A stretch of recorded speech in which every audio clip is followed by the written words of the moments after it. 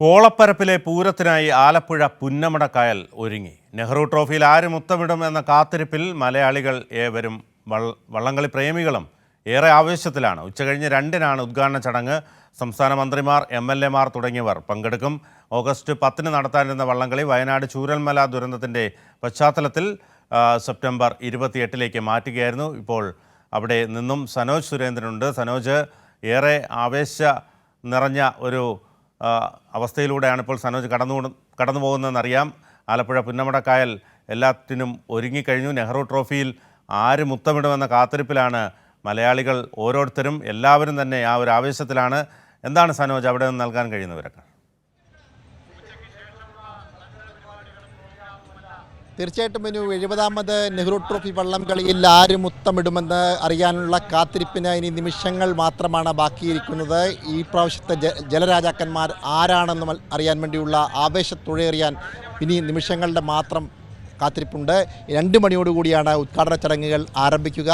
19 ചുണ്ടൻ വള്ളങ്ങൾ മാറ്റുരയ്ക്കുന്ന മത്സരത്തിൽ അത്യന്തം ആവേശജനകമായ ഈ മത്സരം കാണുവാനും നേരിട്ട് വീക്ഷിക്കുവാനും വേണ്ടി നിരവധി വള്ളംകളി പ്രേമികൾ ഈ പുന്നമടക്കായലിൻ്റെ ഇരു പ്രദേശങ്ങളിലേക്കും ഒഴുകിയെത്തിയിട്ടുണ്ട്. അതിരാവിലെ തന്നെ എത്തിയ നിരവധി ആളുകൾ ഈ പല പ്രദേശങ്ങളിലെ പവനയിൽ കാത്തിരിക്കുന്ന കാഴ്ചയാണ്. ചുട്ടുപൊള്ളുന്ന ചൂടാണ് ഇവിടെ ഇപ്പോഴുള്ളത്. കാലാവസ്ഥ കനത്ത വെയിലിൽ പോലും അതിനെയൊക്കെ അവഗണിച്ചുകൊണ്ട് തന്നെ മണിക്കൂറുകളായി ഇവിടെ ആ കാഴ്ച കാണാൻ വേണ്ടിയുള്ള കാത്തിരിപ്പിലാണ് വള്ളംകളി പ്രേമികൾ. എന്തായാലും രാവിലെ മുതൽ ആരംഭിച്ച ചെറുവള്ളങ്ങളുടെ മത്സരം ഇപ്പോൾ പൂർത്തിയായിട്ടുണ്ട്. 2 മണിയോടുകൂടി 19 ചുണ്ടൻ വള്ളങ്ങൾ മാറ്റുരയ്ക്കുന്ന 70ാമത് നെഹ്റു ട്രോഫി മത്സരം വളരെ ആവേശകരമായിരിക്കുമെന്നുള്ള കാര്യത്തിൽ യാതൊരുവിധ തർക്കവുമില്ല. ആദ്യ 4 ഹീറ്റ്സിൽ 4 ചുണ്ടൻ വള്ളങ്ങൾ വീതമാണ് മത്സരിക്കുക. അവസാനത്തെ 5ാമത്തെ ഹീറ്റ്സിൽ 3 ചുണ്ടൻ വള്ളങ്ങൾ മത്സരിക്കും. ഈ ആദ്യ ഹീറ്റ്സുകൾ സമാപിക്കുമ്പോൾ മാത്രമേ ആരാണ് ഫൈനലിലേക്ക് കടക്കുക എന്ന് കൃത്യമായി പറയാൻ കഴിയുകയുള്ളൂ. കാരണം ഈ ഹീറ്റ്സ് മത്സരങ്ങളിൽ മാറ്റുരയ്ക്കുന്ന വള്ളങ്ങളിൽ ഏറ്റവും മികച്ച സമയം കരസ്ഥമാക്കി ഫിനിഷ് ചെയ്യുന്ന വള്ളങ്ങളുടെ ആദ്യ 4 സ്ഥാനത്തുള്ളവർക്കാണ് ഫൈനലിലേക്ക് പ്രവേശനം ലഭിക്കുക.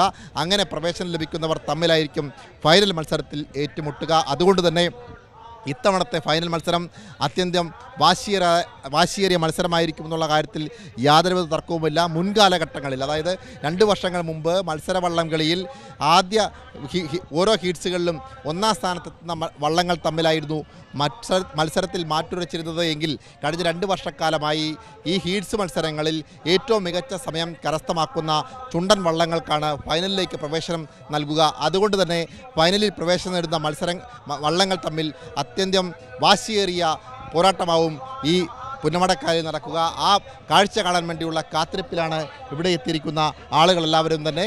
അത് അല്പസമയത്തിനകം മത്സരം തുടങ്ങും. 2 മണിയോടുകൂടി മന്ത്രി മുഹമ്മദ് റിയാസാണ് ഈ 70ാമത് നെഹ്റു ട്രോഫി വള്ളംകളി ഉദ്ഘാടനം ചെയ്യുക. ഒപ്പം തന്നെ മന്ത്രിമാരായിട്ടുള്ള VN വാസവൻ, അതുപോലെ തന്നെ സജി ചെറിയാൻ ഉൾപ്പെടെയുള്ള ആളുകൾ ഈ ഉദ്ഘാടന ചടങ്ങിൽ പങ്കെടുക്കുമെന്നാണ് അറിയിച്ചിട്ടുള്ളത്.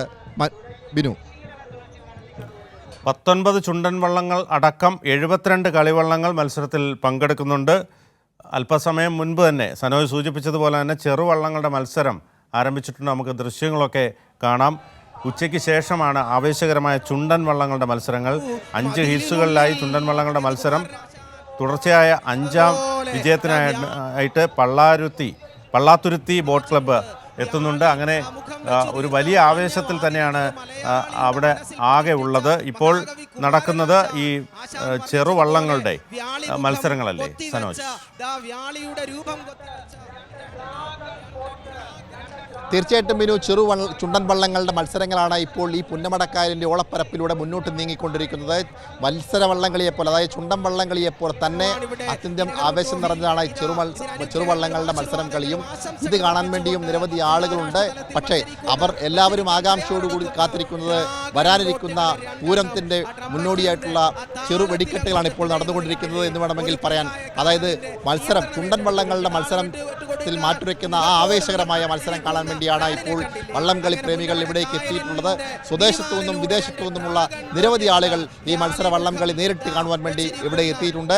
കൈരളി ചാനലിനെ സംബന്ധിച്ച് കൈരളി ചാനൽ തത്സമയ ദൃശ്യങ്ങൾ, വിവരങ്ങളൊക്കെ തന്നെ വളരെ മികച്ച നിലയിൽ പ്രേക്ഷകരുടെ മുമ്പിൽ എത്തിക്കാൻ വേണ്ടിയുള്ള വിപുലമായ ക്രമീകരണങ്ങൾ ഒരുക്കിയിട്ടുണ്ട്. എന്തായാലും 2 മണി മുതൽ ഇടതടവില്ലാതെ നമ്മുടെ പ്രേക്ഷകർക്ക് ഈ ദൃശ്യങ്ങൾ, ഈ മനോഹാരിത അവരുടെ മുമ്പിലേക്ക് എത്തിക്കാൻ കഴിയും. അതിനുവേണ്ടിയുള്ള വിപുലമായ ക്രമീകരണങ്ങൾ ഒരുക്കിയിട്ടുണ്ട്. നമ്മുടെ ശരത്ചന്ദ്രനും മനു ഉൾപ്പെടെയുള്ള ആളുകൾ ഇവിടെയുണ്ട്. അതുകൊണ്ട് തന്നെ ഈ ആവേശം, ഓളപ്പരപ്പിൻ്റെ ആവേശം അത് വാനോളം ഉയരുമ്പോൾ അത് അതേപടി പ്രേക്ഷകർക്ക് മുമ്പിൽ എത്തിക്കാൻ വേണ്ടിയുള്ള എല്ലാവിധ ക്രമീകരണങ്ങളുമായി നമ്മളും ഇവിടെ സജ്ജമാണ്.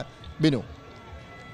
സനോജ്, ഈ മത്സരം കാണാനായി വിദേശികൾ ഉൾപ്പെടെയുള്ള ധാരാളം ടൂറിസ്റ്റുകളൊക്കെ എത്തിയിട്ടുണ്ട്. വലിയ ആൾക്കൂട്ടമാണിത് കാണാനായി എത്തുന്നത്. അതിൻ്റെ ക്രമീകരണങ്ങൾ ഏത് തരത്തിലാണ്?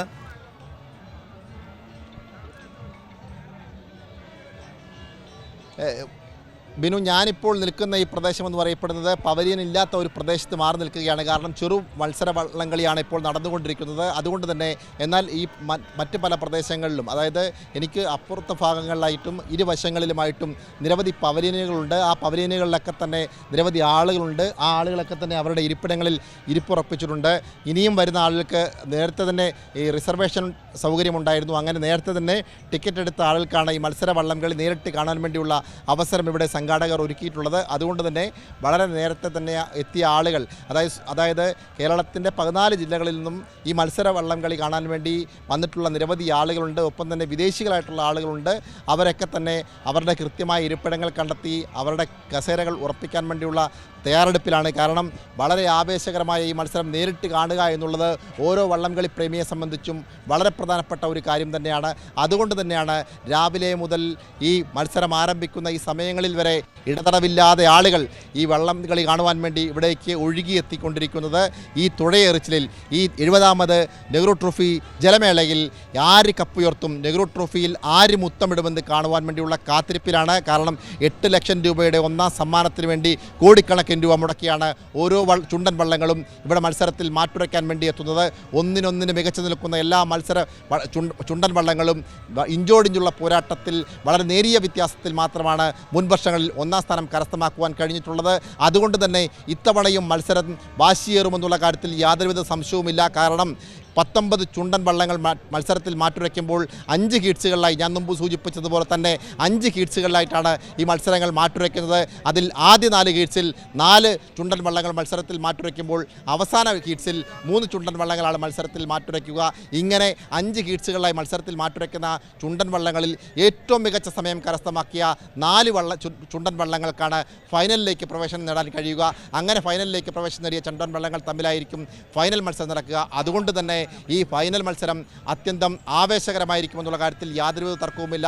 കഴിഞ്ഞ 2 വർഷം മുമ്പ് വരെ അങ്ങനെയായിരുന്നില്ല കാര്യങ്ങൾ. കാരണം കഴിഞ്ഞ 2 വർഷം മുമ്പ് വരെ ഓരോ ഹീറ്റ്സിലും ഒന്നാം സ്ഥാനത്തെത്തുന്ന വള്ളങ്ങൾക്കായിരുന്നു ഫൈനലിലേക്ക് പ്രവേശനം നൽകിയിരുന്നത്. എങ്കിൽ ഈ 2 വർഷം മുമ്പ് മുതൽ ആരംഭിച്ച പുതിയ പരിഷ്കാരം, അതിൻ്റെ ഭാഗമായി ഏറ്റവും മികച്ച സമയം കണ്ടെത്തുന്ന ചുണ്ടൻ വള്ളങ്ങൾക്ക് ഫൈനലിലേക്ക് പ്രവേശനം കൊടുക്കും.